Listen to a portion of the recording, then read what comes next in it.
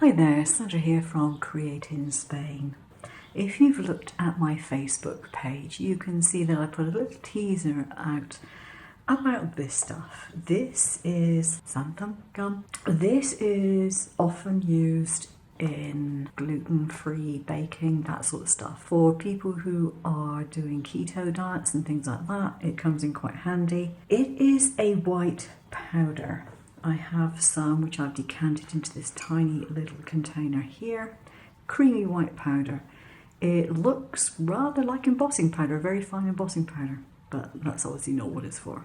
So this stuff is extremely concentrated, and you need very little of it to do what I'm talking about doing, or indeed to use it for baking purposes. What this stuff does is thickens things and emulsifies. So if you have oil and water, a bit of this will help keep the two mixed, because oil and water do not normally mix. But if you put this into it, it will. If you have normal water and you want it to be made thicker, or if you have things like milk, you want to make it thicker without adding a load of flour, this stuff will do the job. So milkshakes, smoothies, all those sorts of stuff, this will do it. It doesn't have any flavour, and the amount that you use is very tiny. I have here 500 mils of water, to which I added less than half a teaspoon of xanthan gum. Originally I put in a quarter of a teaspoon, and then I put in half of that again. So less than a half a teaspoon of the gum. Now the packet I've got here is 400 grams. That's going to go a very long way. And I was lucky, I found that on Amazon for under €8. That was really cheap. In fact, it was so cheap that when I got it, when I ordered it, I half expected it to be 40 grams and not 400. So if you see it at that kind of price and you want it, grab it quick. Now, the thing with this stuff is it will solidify pretty much as soon as it touches liquid. It doesn't matter whether it's cold liquid, whether it's warm liquid, or whether it's hot liquid, it will do the same. And so what you do to mix it up without getting lumps in it is you use an immersion blender. That's the easiest thing to do, or put it into a liquidizer. So you put your liquid in, sprinkle on the powder, and very rapidly after that you want to mix it. This only took a few seconds to do. Now I have a container here, so I'm going to pour it into the container. You can see the consistency. And it's very much like, I don't know, maybe like a thinnish shampoo consistency, I would guess. And it looks like 500 mils is the right quantity for that container, which is great. So now, what do I want to use it for? Well, the answer is marbling. If you're doing marbling, you need the paint or the ink or whatever it is you're using to sit on top of water. And normally it can't, because water is too thin and it will just sink to the bottom. This will allow you to do marbling. If you're worried about the bubbles will disappear over time. I mixed up a lighter solution last night, which was all bubbly. And hopefully now you can see that it doesn't have loads of bubbles in it. Okay. It is thicker than water. I didn't use very much at all, probably about 1/16 of a teaspoon in here. So it's thicker than water. You could put very thin paint on this, but you couldn't put much else on it. You could put alcohol inks on this, that works fine. But you couldn't put much in the way of acrylic paint because it's too heavy and it will still sink.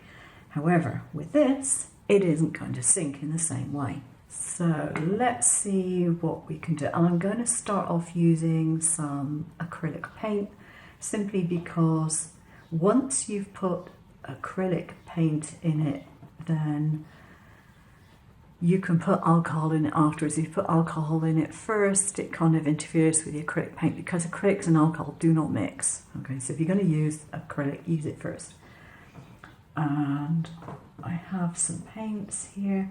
Now these happen to be iridescent paints. These are Lumiere by Jacquard. And the reason I'm just using this is simply because it's one I have to hand, and it's a relatively thin paint already. I will want to thin it down, however. So I'm just going to put a few colours in here and just give you an idea of the thickness that you need to have in order to make it work well. So these paints are still a little bit thick. You want to water them down. I've got some water in this container here, so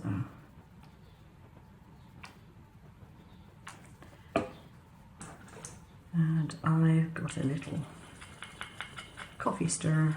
A lot of people have got pouring acrylics that they no longer use because they just discovered that there's a limited use for them unless you're going to sell your paintings and what have you. So can drop this on to here, and as you can see, it is staying on the surface. Oh, what pretty patterns.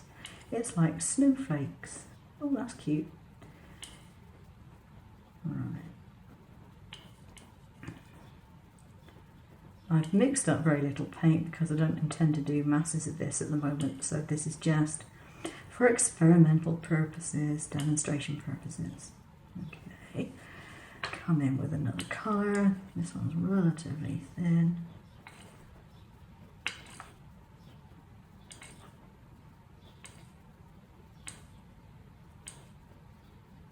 I should probably have got a dropper out to use. Yeah, easier with a dropper.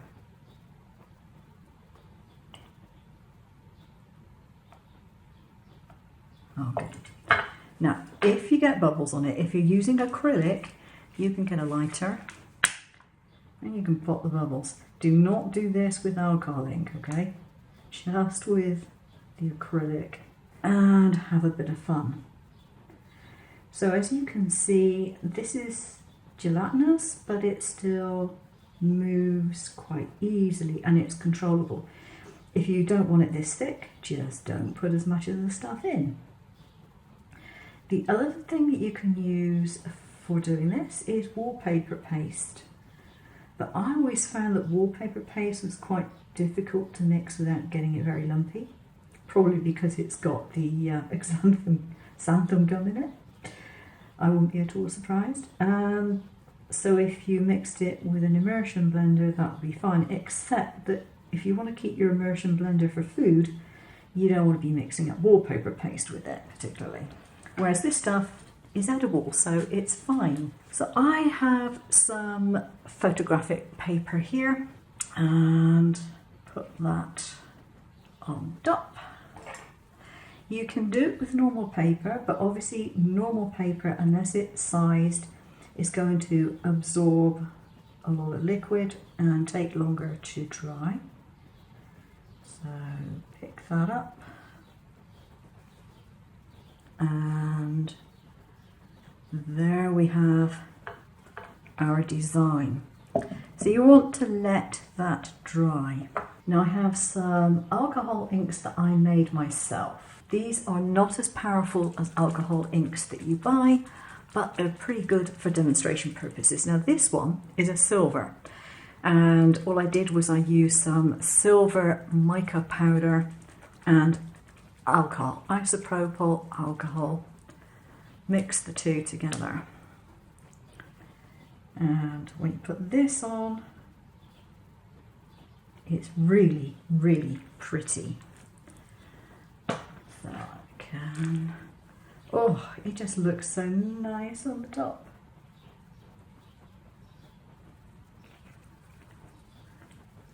I could spend hours doing this. It's just fun.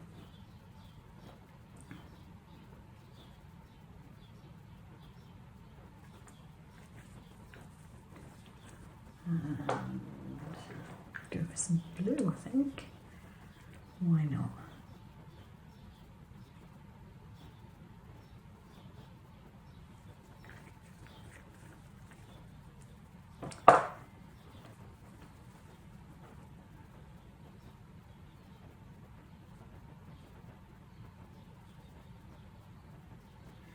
It's very relaxing doing this.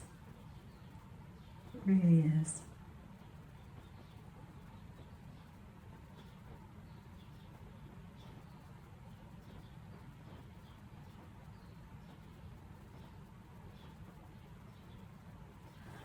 There we go.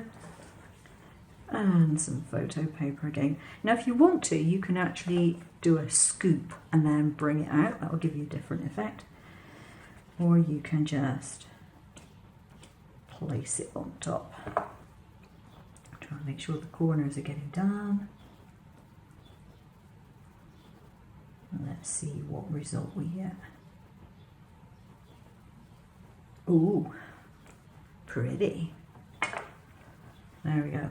Now you can see that you've got the silver in here. It is absolutely gorgeous. And lots of very vibrant colour, even though those are my homemade inks that are not as strong as the ones that you purchase.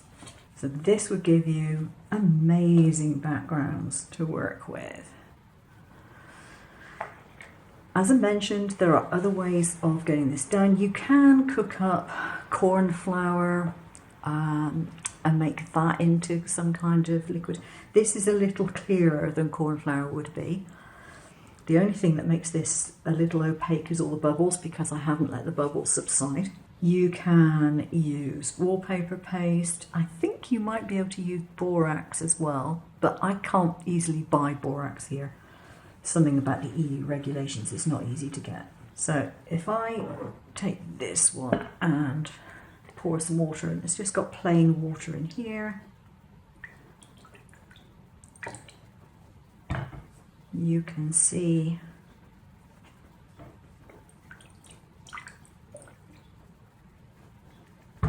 a little easier what the effect is, and it is really nice. So you can leave that to dry naturally, or you can dry it with a hairdryer. If it's curling, you just have to put it under something heavy to flatten it out, the same as you would with other papers. I've got this one textured. Let's see what effect this has. This could be fun. I'll put it on that side, I think. As you can see, it's soaking through because it's water. And there we go. To take a cloth and just mop any excess off. There will be a nice shimmer on that because I've put some silver in there. I have another one which is really pretty, which is a gold. Again, one of my homemade ones. But I have to be very careful when shaking this one up because for some reason it kind of leaks out. So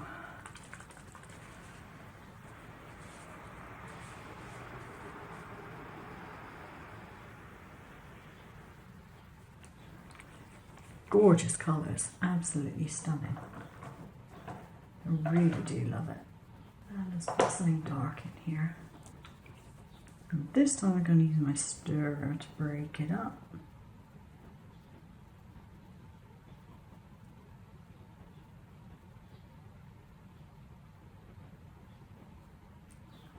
Wow, that looks so pretty. And there you can see we've got the gold in it as well, and it's just absolutely gorgeous. So there we are, that's how you can marble by using a little bit of xanthan gum. I have some samples here with dark paper which look absolutely stunning with the gold and the silver in them. I've dried them off a little bit with some kitchen towel. So I'll leave these to dry until they're completely dry and then I'll flatten them. It's quite wet at the moment. This one is drying off better because it was photo paper. So this is one use for the xanthan gum. You can use it to thicken water for any reason that you want. If you want to suspend glitter, particles of glitter, sparkly bits, whatever in it, you can. If you make it this sort of thickness, you'll be able to suspend whatever you want to suspend in it.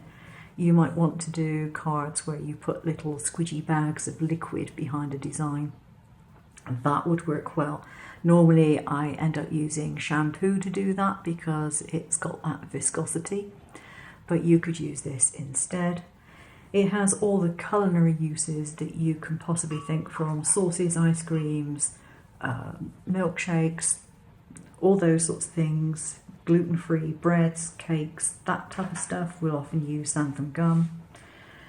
And you know, it's a natural product, it's not going to poison anybody, so that's a definite plus. You could probably even use watercolour paints and inks on this and do it watercolours if you wanted to. So it gives you a lot of different options for whatever you want to marble with, whether you want it to be very clear sort of designs like this type of thing, or whether you want a more fluid arrangement like that, will depend on your technique. It's worth noting that xanthan gum does not dissolve in alcohol. If you need a thickened water, this is your go-to thickener, and I think I'm going to have great fun with it, not only in the craft room but in the kitchen as well. So it's a dual purpose thing, and you know, if you've bought it, you'll be able to find other uses for it. I know that it is used in making things like icing flowers and things of that nature, but you can also stabilise. I would imagine it would be good at stabilising egg white, and certainly for things like stabilising whipped cream, things like that, because it will retain its shape a lot easier with a tiny amount of that added. Just don't overdo it. It's very, very powerful stuff. Okay, that's it for today. Hope you've enjoyed the video. I'll see you again soon. Take care now.